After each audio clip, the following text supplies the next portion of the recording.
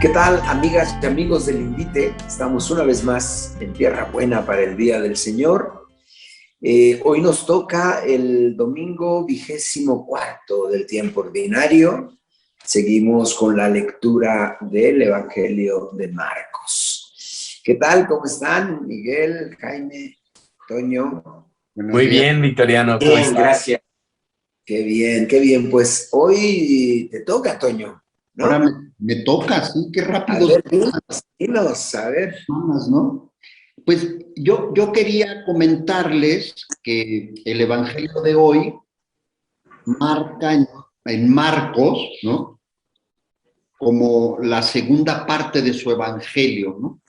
Entonces, a partir de este domingo, empezaremos a leer ya, dicen los expertos, la segunda parte de Marcos, porque ya Jesús, que durante la primera parte fue demostrando con hechos, con milagros, con su predicación, que él era el Mesías, ya en este evangelio y posteriores, el evangelio que vamos a escuchar hoy y este domingo y posteriores, él ya empieza a referirse a sí mismo como el Hijo del Hombre, que era la expresión que se utilizaba para identificar al Mesías, ¿no? Entonces, es como ya decir, me preparé, demostré y ahora ya me ostento como tal. Entonces, va a ser muy importante pues que vayamos viendo cómo el discurso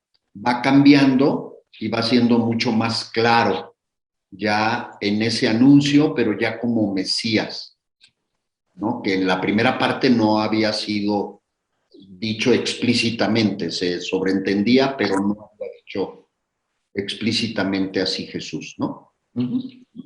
Bien, bien, pues si quieren pasamos a la lectura del texto, a ver si alguien se ofrece. ¿A quién me envían?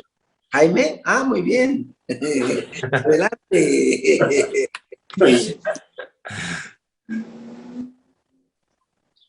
El Evangelio según San Marcos. En aquel tiempo Jesús y sus discípulos se dirigieron a los poblados de Cesarea de Filipo.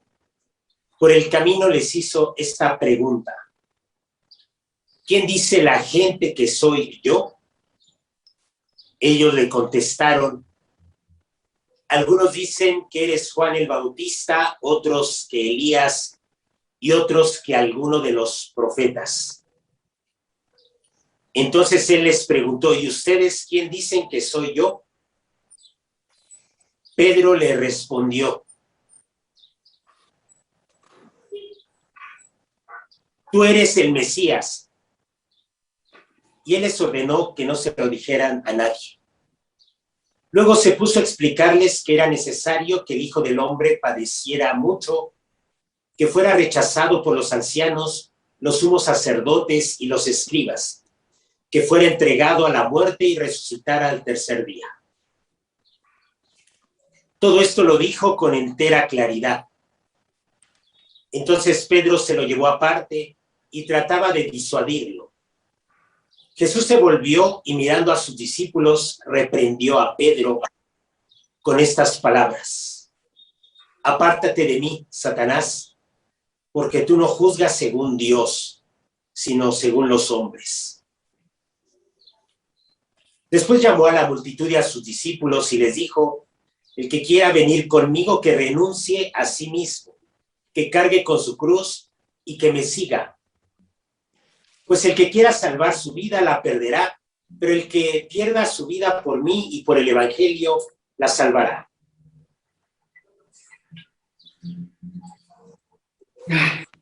Bien. Un hueso duro de roer. Me tocó explicar todo el Evangelio. Sí, es lo que yo Sí. digo, ¿por qué me tocan los más complicados? No, está precioso como todos los evangelios y para no perderme, ¿no? Porque digo, cada uno de los textos dan para hacer mucha reflexión. yo quisiera dividir como en 3 grandes temas, ¿no? El primero, ¿no? Fíjense cómo Jesús les pregunta a sus apóstoles que quién dice la gente que es él, ¿no? Jesús empieza a censar, por así llamarlo, pues qué decía la gente de él, ¿no? Y a mí me llama mucho la atención que algunos decían que era Juan el Bautista, ¿no? Como digo, ya sabemos que Juan para estos momentos, pues ya lo habían matado, ¿no? El famoso Herodes. Y cómo somos las personas, somos los seres humanos, ¿verdad? Algunos decían, no, pues es Juan el Bautista que volvió a nacer, ¿no? O Elías, ¿no? Porque pues Elías era ese gran profeta que todavía el pueblo de Israel pensaba que iba a regresar nuevamente a este mundo, y algunos que era un profeta. Pero todavía en el pueblo de Israel nadie decía que era el Mesías. Al menos si nos basamos en este texto, ¿no? No, decían que un profeta o Juan el Bautista o Elías. Y aquí yo saco como una reflexión de decir, fíjense cómo los seres humanos nos tardamos a veces en darnos cuenta de las cosas, ¿no? A veces somos reacios a no estar abiertos en nuestra, yo diría, en nuestra mente, en nuestro raciocinio, en nuestro espíritu, en nuestro corazón, de irnos dando cuenta de lo que Jesús nos pide, ¿no? Y entonces vamos encontrando como pretextos, ¿no? Ah, es que Dios me está pidiendo tal cosa, ¿no?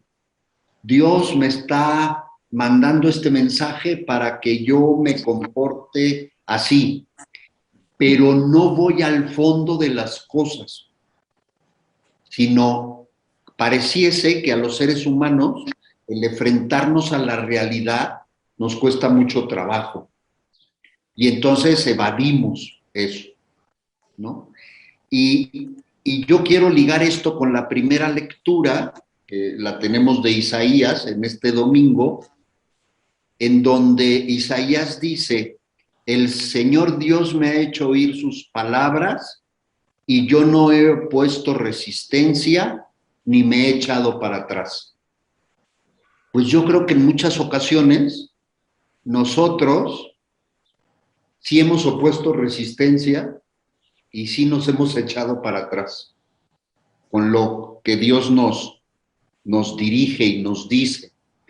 Y aunque las pruebas estén ahí, aunque las evidencias hablen, aunque las obras hablen, como que nos cuesta mucho trabajo llegar al mensaje verdadero que Dios nos está mandando. Y por eso yo creo que hoy muchos pensamos de Jesús cosas diferentes, ¿no?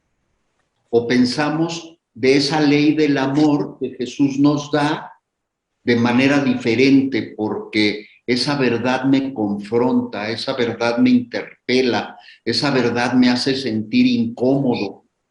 Entonces, yo hoy, el hombre de hoy, si les preguntáramos, si nos preguntáramos a nosotros mismos quiénes creemos que es Jesús, aunque digamos que Jesús es el Mesías, no lo queremos tener presente en toda nuestra vida porque nos incomoda, nos confronta, y si no, veámoslo como país hoy que está pasando con toda esta movimiento y toda esta discusión de quién tiene más derecho de la vida, ¿no? Como si pudiéramos escoger que una vida es más importante que la otra, ¿no? Que es más importante vacunar a un adulto que a un niño, como si la vida valiera diferente, ¿no? Entonces, yo de ahí tengo esa primera reflexión, ¿no? Nos cuesta mucho reconocer y decir y vivir quién es Jesús. Y encontramos, como siempre, a Pedro, ¿no? Porque Pedro, pues, representa a los apóstoles, ¿no? Que no dudo que así fuera de arrojado, ¿verdad?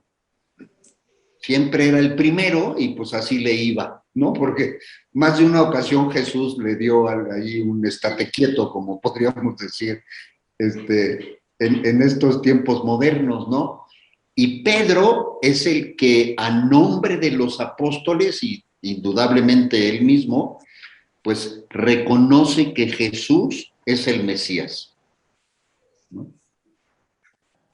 Pero fíjense, y me llama la atención esto, y vuelvo a repetir lo que decía hace un momento, Jesús les explica, y dice el texto que les explica detenidamente todo lo que tenía que pasar, ¿no? Todo lo que tenía que pasar. Pues no cabe duda que a los seres humanos también las cosas que nos incomodan como que se nos olvidan, ¿no? Porque uno leyendo este texto de Marcos diría, bueno, ¿y en qué momento se les olvidó a los apóstoles que Jesús les había explicado que tenía que padecer, que lo iban a matar y que iba a resucitar? Uno puede decir, ¿y en qué momento se les olvidó? ¿No? Porque cuando sucedió, era tal su temor que pensaron que ahí había terminado todo. Entonces quiere decir que en ese momento la fe como que flaqueó un poco, ¿no? Y yo creo que eso mismo nos pasa a nosotros, ¿no? Nosotros creemos en Jesús firmemente, lo hemos escuchado en sus enseñanzas, tenemos esperanza, tenemos fe, pero en los momentos más difíciles de nuestra vida, cuando hay una enfermedad difícil, cuando tenemos problemas que de verdad nos ponen en situaciones muy angustiantes y yo diría a veces desesperantes, en ese momento como que se nos olvida todo lo que hemos aprendido y ya no nos acercamos tanto a Jesús, y algunos de nosotros hasta pueden enojarse con Dios, ¿no? En esos momentos, ¿no? Como diciendo, oye, ¿y por qué me estás haciendo esto? Si yo siempre me he portado bien, si yo siempre he hecho las cosas de la mejor manera. Entonces quiere decir que en estos momentos de grande tensión, pues al ser humano le cuesta muchísimo trabajo seguir manteniendo esa fe y esa esperanza y seguir actualizando pues las enseñanzas que ya escuchó, ¿no? De Cristo y de la iglesia que nos hacen llegar todos los que la conformamos, ¿no? Entonces, ahí encuentro yo esta explicación, ¿no? Sí, los apóstoles habían escuchado, habían entendido, se les había quedado, pero en el momento mismo, pues como que se les olvidó, ¿no? Y indudablemente Pedro también nos representa ahí muy bien, pues cuando después de escuchar todas estas palabras, ya me imagino la cara de asombro, ¿no? La cara de asombro de Pedro y de sus discípulos cuando Jesús les estaba explicando esto, ¿no? De que se iba a confrontar con los sumos sacerdotes, que lo iban a rechazar, que lo iban a entregar a que lo mataran, ¿no? Porque pues ya sabían cómo se las gastaban en aquellos tiempos y también en estos, de cuando quieren matar a alguien, ¿no? Entonces, yo me imagino la cara de asombro, de incredulidad y hasta de sorpresa, ¿no? Como decir, oye, pues, ¿qué está pasando? O sea, nos está anunciando que es el Mesías y ahora nos está diciendo, pues, todo lo malo que le va a pasar. Entonces, yo creo que una reacción humana con esta naturaleza nuestra que nos gusta evadir los problemas, nos gusta evadir el sufrimiento, ¿no? Entonces, pues Pedro le dice que no, ¿verdad? se la llevara, yo diría, se la llevara tranquilo. Oye, ¿de qué manera podemos hacer que esto no suceda, no? Porque está muy feo, ¿no? O sea, ¿cómo que te van a matar y de las muertes que en estas épocas hacen, ¿no? Y, y vemos que hay una respuesta fuerte de Jesús, ¿no? Fuerte. Y que le da un nombre a Pedro, no porque lo quisiera ofender, ¿no? Sino porque le está diciendo que deje de pensar con esa mentalidad pequeña, humana, y abra su mente y su entendimiento a ir comprendiendo, pues, cuál era el plan de Dios, ¿no? Y yo creo que esto mismo se aplica muy bien a nosotros, ¿no?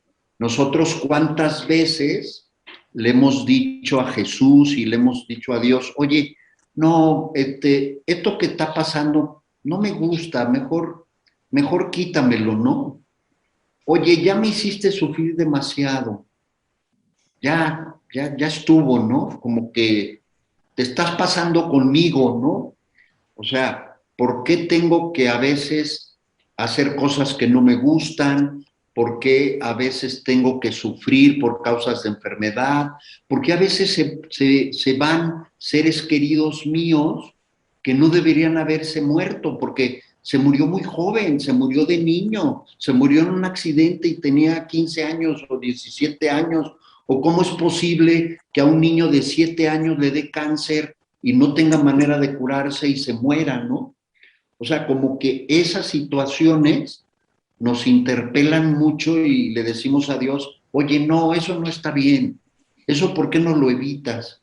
¿Eso por qué lo permites, no? Y esta acción ha llevado a muchas personas incluso a decir, es que no puede existir un Dios que permita estas cosas, ¿no? No puede haber un Dios que permita toda esta maldad, toda esta situación que se vive, toda esta pandemia que causa toda dolor, ¿no? Y yo creo que en estos momentos Dios y Jesús nos diría, como le dijo a Pedro, ¿verdad? Apártate de mí porque no has entendido. No has entendido que todo esto que sucede es consecuencia de los mismos hombres y que no han entendido que el vivir está en orden a la vida eterna. O sea, el vivir en esta tierra está en orden a la vida eterna, ¿no? Entonces, cuando queremos hacer un plan diferente al que Dios en su infinito amor y misericordia tiene, pues claro que nos pide que nos alejemos, porque de hecho ya nos alejamos, ¿no? Él solamente nos está haciendo la indicación de que ya estamos lejos, pero nosotros fuimos los que nos alejamos, no es que Él nos aleje, ¿no?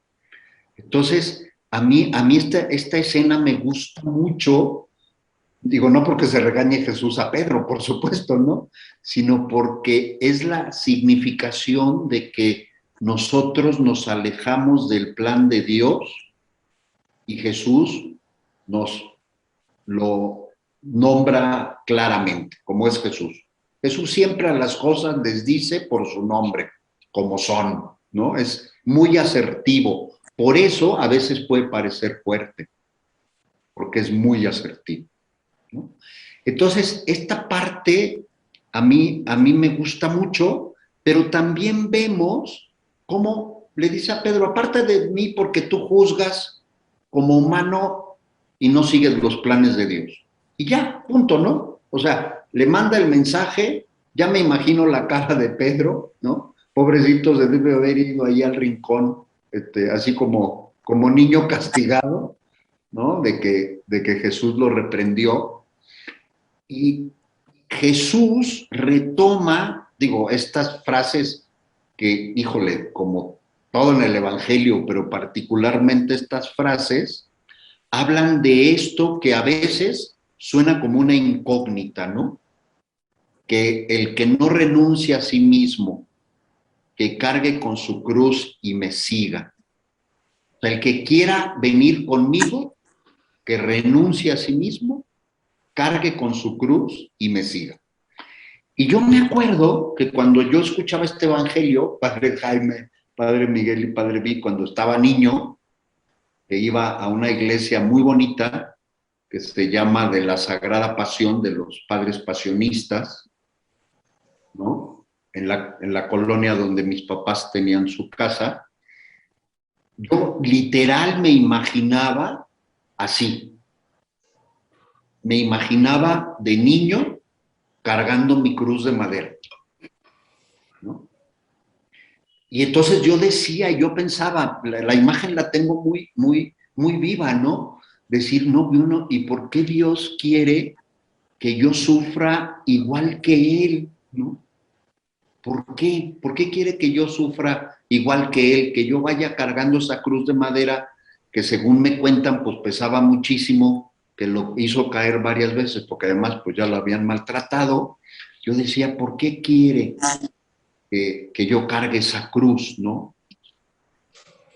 Y indudablemente ya de adulto, pues ya vas reflexionando y vas viendo que lo que Jesús nos quiere decir con estas palabras es que yo tengo que vivir la vida pensando en los demás y no pensando en mí.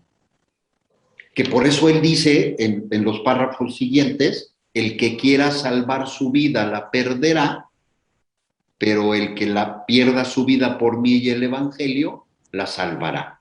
¿Y el evangelio qué es? Es amor, es entrega, es olvidarme de mí y entregarme a los demás. Es la cruz, hoy yo la veo no como esa cruz de madera pesada, sino la cruz son todas las situaciones que me toca vivir que van en orden a enseñarme y a hacer que crezca mi amor, que crezca mi alma, que crezca mi espíritu y cada día me acerque más a Dios. Y es que en la adversidad es donde el ser humano se templa más, donde el ser humano crece más. Cuando tú tienes algo que no te gusta o tienes una enfermedad, puedes salir mucho más fortalecido de eso. Entonces, yo aquí veo estas palabras de Jesús como la invitación a decir, oye, a ver, tú no puedes llevar una vida fácil y no puedes estar pensando únicamente en ti, después en ti y al final en ti. Porque eso lo que va a provocar es que esa vida que tú quieres vivir, no la vas a vivir. Y yo creo que los cuatro tenemos casos que conocemos muy bien de personas que a eso se dedicaron, a que primero eran ellos, después ellos y al final ellos, y no han sido felices, por supuesto, ¿no? Porque han vaciado su vida, porque se encuentran de que no tienen un propósito, no tienen una misión y no tienen un camino que seguir. Entonces, yo ahora veo esta cruz como el cargar en nuestros hombros a todos los demás, a todas las personas que podamos, porque así es como estamos poniendo en práctica lo que Jesús en estas palabras y en todo el Evangelio nos enseña. Y quisiera terminar esta breve reflexión haciendo eco a la lectura que también vamos a escuchar del apóstol Santiago, de la carta del apóstol Santiago, en donde dice que la fe sin obras no sirve para nada, ¿no? Que la fe la demuestras con obras, ¿no? Es donde yo tomo la cruz de mi vida y entonces pongo en práctica y en mi vida el Evangelio de Jesús y entonces vacío mi vida, la vacío porque ya no me importo yo, sino me importan los demás, y entonces así empiezo a salvar mi vida, haciendo las obras que demuestran la fe que tengo en Jesucristo. Yo dejaría ahí mi reflexión, que creo que ya me extendí un poco, pero me tocó un evangelio muy denso. Perdón. Gracias, Toño. Jaime. Pues sí, ha sido abundante en la explicación.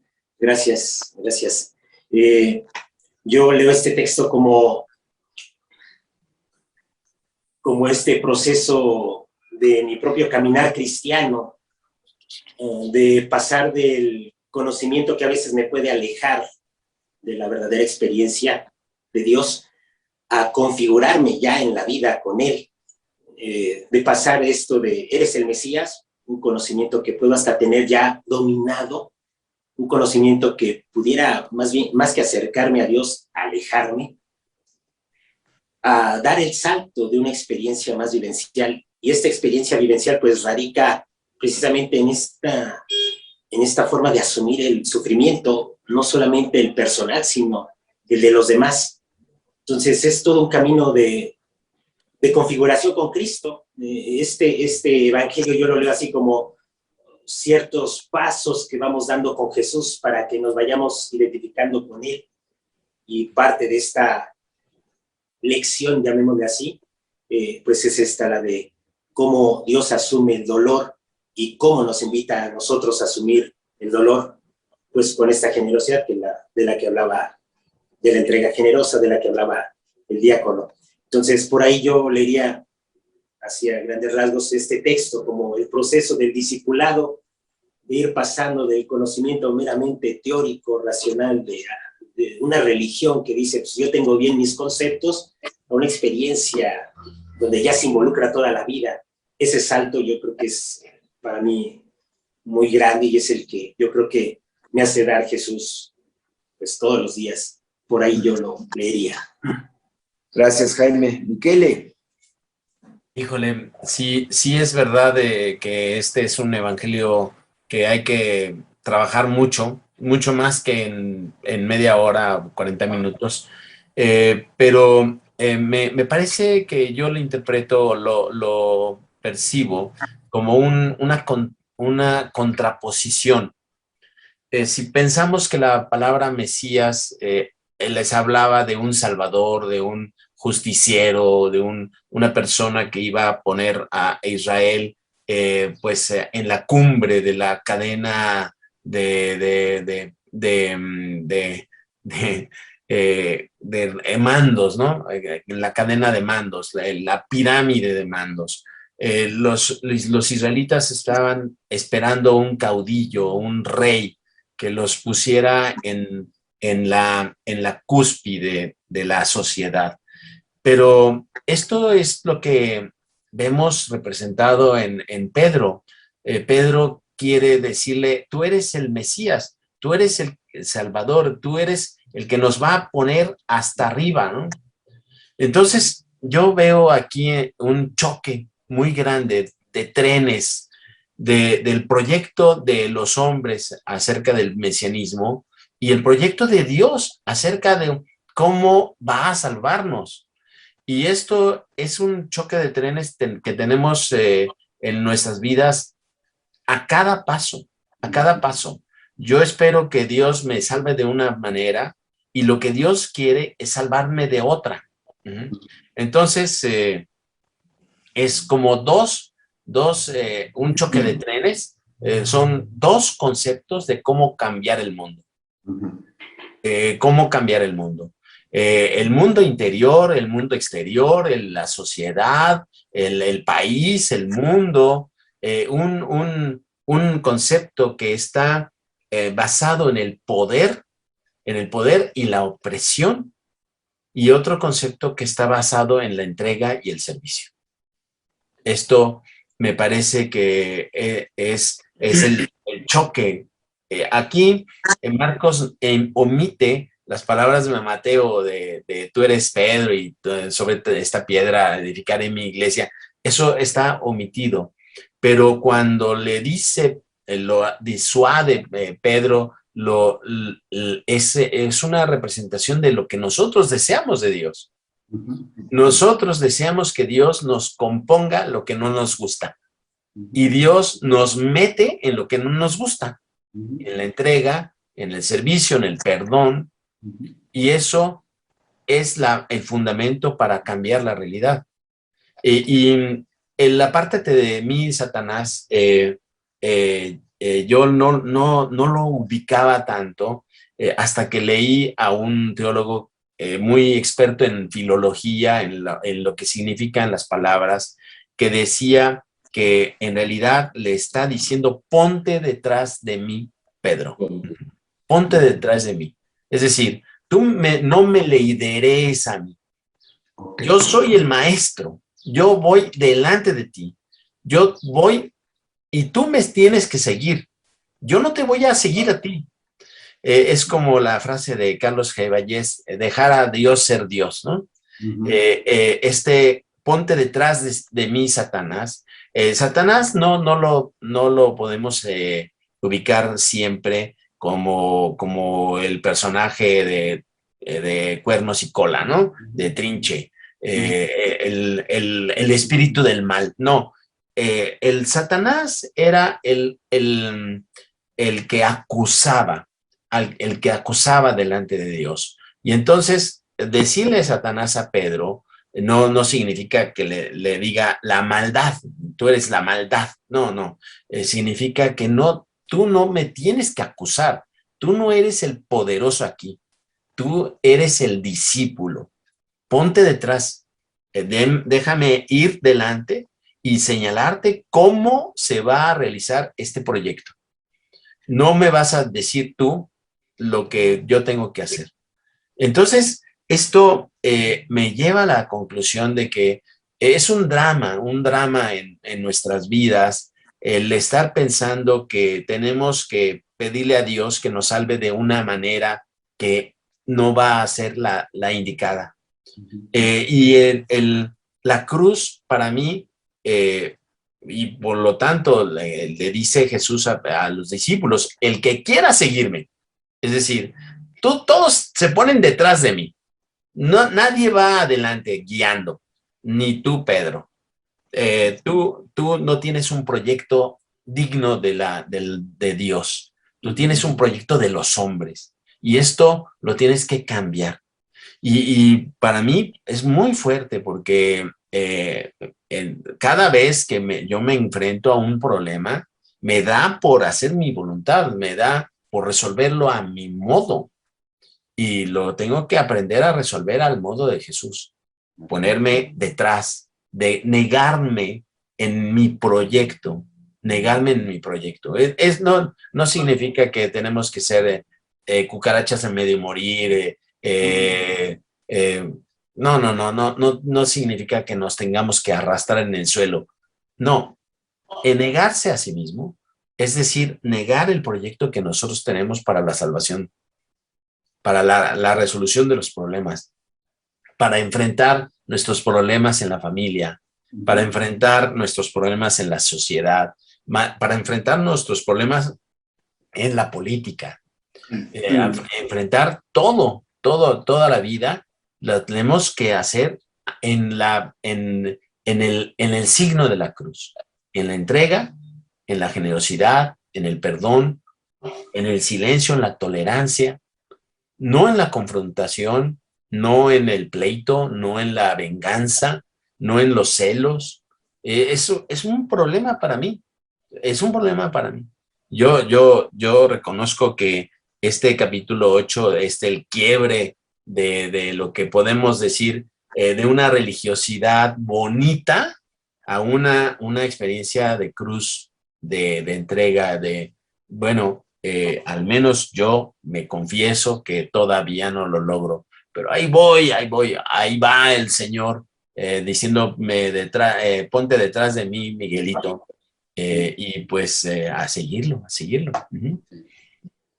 Y fíjate cómo con esto que nos explicas, Michele, me parece que nos ayuda a comprender mucho más la cuestión de la cruz, porque si lo ponemos solo en el hay que sufrir, pues es medio perverso, sino esta cruz como la secuela, como ir siguiendo a Cristo en este proyecto, que es el proyecto de Dios sobre mí, sobre la humanidad, pues, ¿no? Que me hace ser, me parece a mí como la mejor versión, ¿no? De mí. Ajá. No es como, es esto que decías, no como cucarachas a medio morir, ¿no?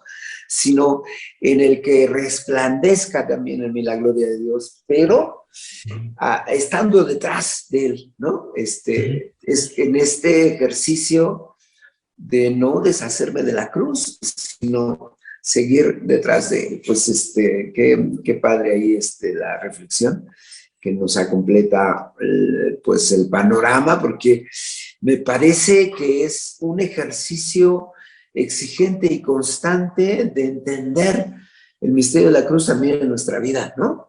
Y entonces, Sí, pues, sí. sí. La cruz es el mecanismo para cambiar las cosas. Ajá, ajá. No es una resignación, como muchas veces lo entendemos mal, pero no es una resignación. Y nos ha Es el enseñado, mecanismo que Dios nos da en sí mismo, en blanco y negro, vamos a decirlo así, en cuerpo y alma, de bulto. Es el mecanismo que nos da para resolver nuestros problemas. Ajá, los conflictos. Pues sí, Sí, para resolver nuestra vida.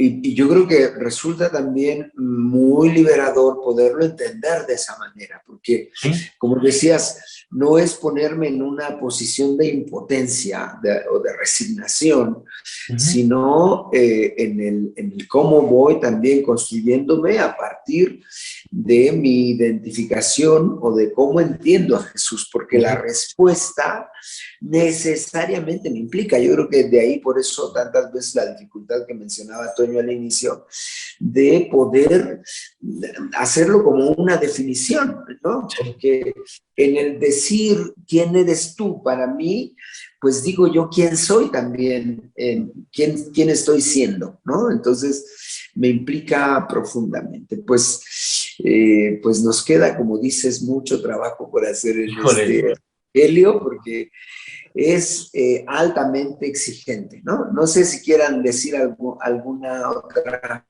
idea para ir cerrando, que tenemos ahí pues ya para dar y prestar, ¿no? Pues a lo mejor yo nada más una inquietud. Sí, una inquietud esto de negarse a sí mismo. Realmente esta expresión a mí me llega a dar como cierto temor. Es como si fuera anularme, ¿no? Negarte a ti mismo. Ajá, da esa como una primera impresión. Y ya cuando se lee desde Jesús verdaderamente, esta expresión que tú decías, Padre Victoriano, de se da la versión de uno mismo, se da la mejor versión de uno mismo, ¿no? Es decir, uno puede negarse solo en un ámbito de amor, en un ámbito de una relación de amor. Así es. Solamente desde ahí se entiende la negación de uno mismo. No es que uno haga el esfuerzo de decir yo no, pero pues ¿en dónde vas a caer? ¿No? O sea, es como negarse a sí mismo, pero sin sentido. Pero ya en una relación de amor, realmente, como decía el Padre Victoriano, pues sí sale la mejor versión de uno mismo, ¿no? El ponerse atrás no es anularse, sino uno resplandece, pero pues ya desde una relación con Jesús. Entonces, por ahí estaba... Porque si nosotros nos ponemos delante, vamos al fracaso, vamos al abismo. Eso lo hace constantemente la humanidad. Constantemente. La negación de uno mismo es decir, ok, tú vas enfrente, yo voy detrás. Yo no voy a realizar los proyectos que yo quiero, sino voy a estar pendiente de por dónde me llevas tú. Esa es la negación. No es ponerse como de tapatito, ¿no? Ay, que me hagan todo lo que quieran, que me cacheteen, que me golpeen, no es eso. Es una confusión que en el cristianismo hay desde hace muchísimo tiempo, del cristianismo visto como religión. Sí, sí. Y se ha usado pues también como instrumento ideológico, ¿no? Sí. Es tu cruz, a lo mejor Tú te callas. En una de esas en el cielo, pues la vas a gozar, pero aquí te aguantas. Sí, y agachas, sí. ¿no? Pues ahí está el planteamiento, amigas, amigos. Si te parece útil este contenido, pues compártelo, dale like y suscríbete si no te has suscrito aún. Y pues nos vemos en la próxima ocasión para seguir abonando a la tierra para el Señor. Pues bendiciones a todas. Gracias, Toño, Miguel, Jaime. Bendiciones. Bendiciones.